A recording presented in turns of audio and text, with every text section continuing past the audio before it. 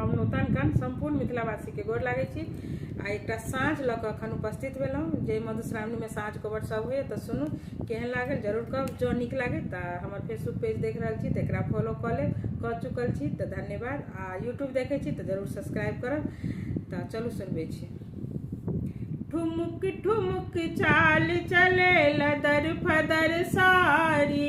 ठुमुक ठुमुक चाल चले लदर फदर सारी, साँझ देव चलली सिया सुकुमारी,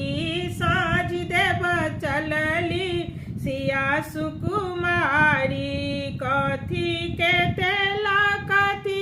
सुतबा सी, कथी के तेला कथी सुतबाती, कथी के तेला जरायब सगर राती, कथी के तेला जरायब सगर राती,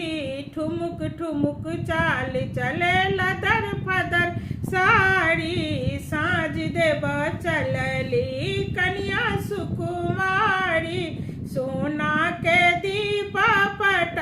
सुतबाती, सोना के दीपा पट सुतबाती, सरसों के तेला जरायब सगर राती, ठुमुक ठुमुक चाल चले लदर फदर सारी, साँझ देव चलली कन्या सुकुमारी,